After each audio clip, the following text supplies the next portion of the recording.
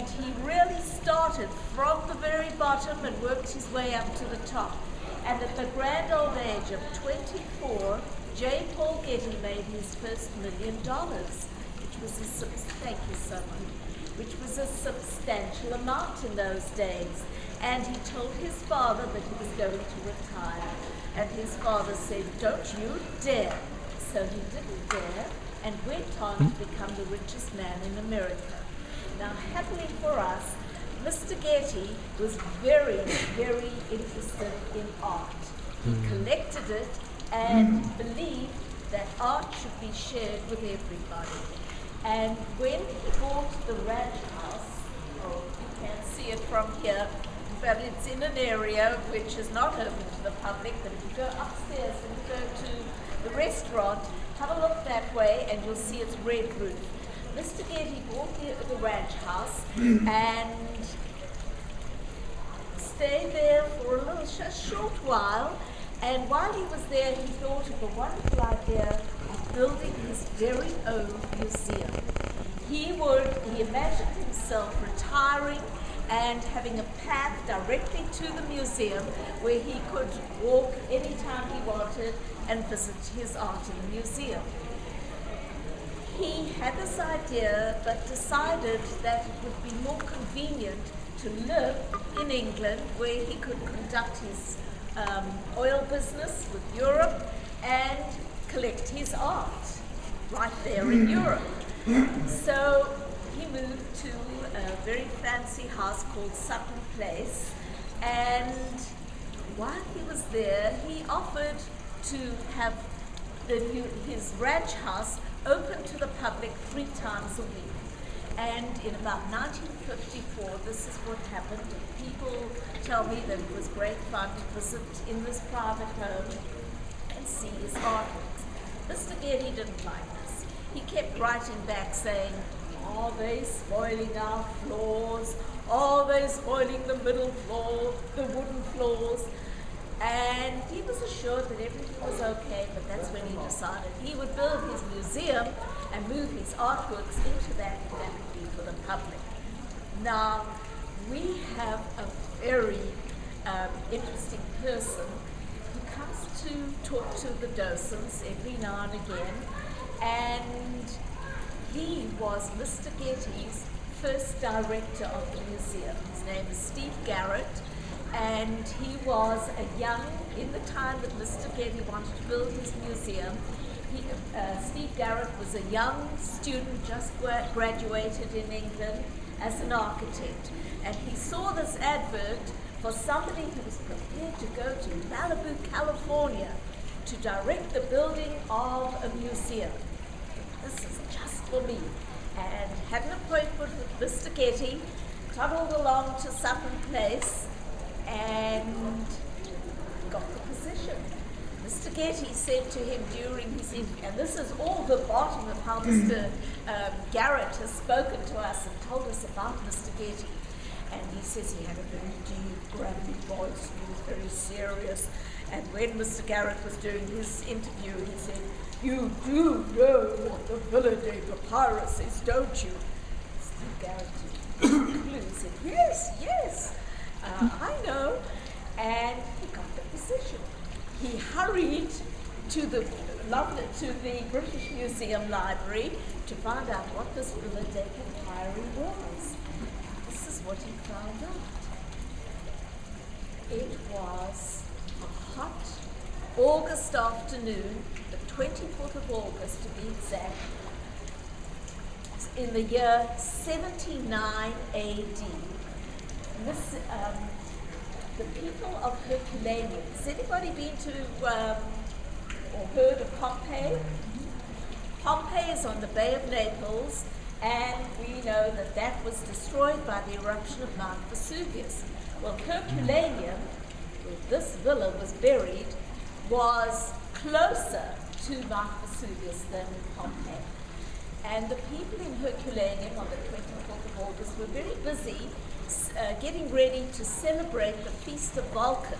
who was an important Roman god. Sorry, not the Feast of Vulcan, the Feast of Augustus. Are you joining us for the architecture tour? Yeah, I think so. You can. Augusta, it was the Feast of Remembrance for Augustus's birthday. And in the morning, while the people were doing their shopping, they heard quite a few rumblings from Mount Vesuvius, but they didn't take notice of it. This had happened often before. And they went on with their work, nobody rushed away, but at 3 o'clock in the morning there was an enormous eruption. And besides the pyroclasmic flow, the hail that rained down on them, cement-like pieces, and the mud, there was also poisonous gases. So the people were immediately asphyxiated. And 80 feet of pyroclasmic flow fell down on the city of Herculaneum, and it lay there. Everything in Herculaneum was buried and preserved. Now skip a couple of hundred years to the 1750s.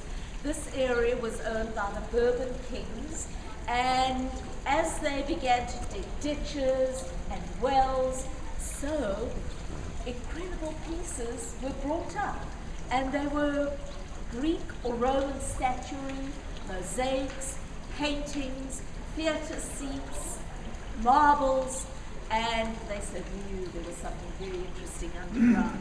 And one of the Bourbon kings who owned the area around Herculaneum employed a gentleman from Switzerland called Karl Weber, and he dug tunnels under the city of Herculaneum and found this villa.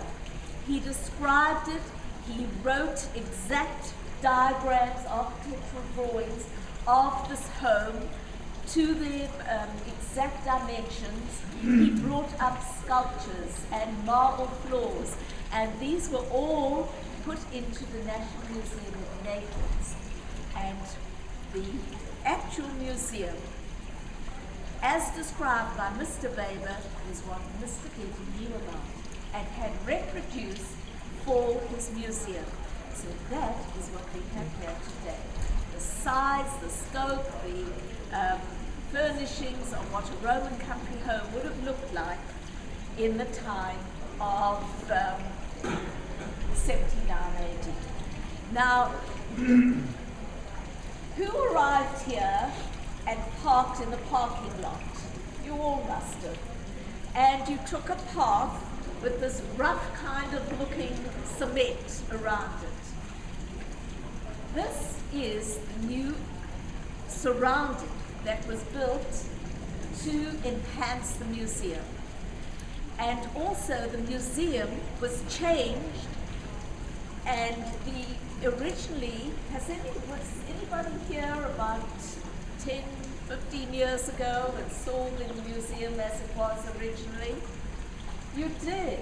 Well, then you'll remember that you entered it from the main Peri-style garden, and you came directly into the triclinium, the dining room. Absolutely wrong. No Roman home was ever entered that way. It was always, no matter how big or small the Roman home was, it was entered through the atrium, and that is the way it was reconstructed. So now you enter in the correct way through the atrium. Now, there was a competition to see which architects would get the position of reconstructing the Getty Villa. And it was won by a gentleman out of Boston from an architectural firm called Silvetti and Machado. They very cleverly went to Herculaneum, where this museum was dug out, to have a look at what the site looked like now, what was there. And that's why I've got you standing right here. This is what the site is like today. There are tall cement walls, there are plants creeping down, there's a wall, what we call a weeping wall. The water is coming through it, they're dampened, they have algae growing on it, and there's a deep pond. Here they've made it look deep by putting Chinese black marble at the bottom. But this is what they found. And the entire structure can be reached by what should look like a temporary archaeological dig. There's, you walk along this temporary area, you see these cement-like walls, which are actually foam board. It's a wood put onto wet concrete and then taken off, and it looks like wood. And you walk along until you, lo and behold, you see the treasure, the crown jewels, the jewels of the crown.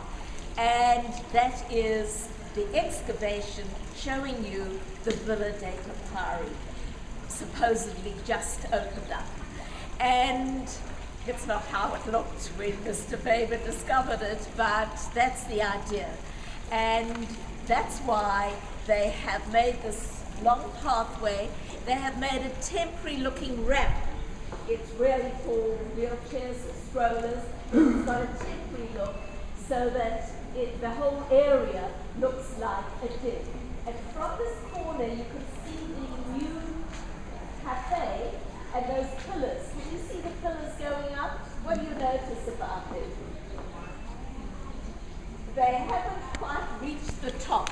It's supposed to look like a temporary excavation with a roof over it, and that the people, because it was temporary, where the pillars were too short, they put slabs of marble to reach it. I think that was quite a sense of humor, and that's the idea of it, but it certainly is well constructed.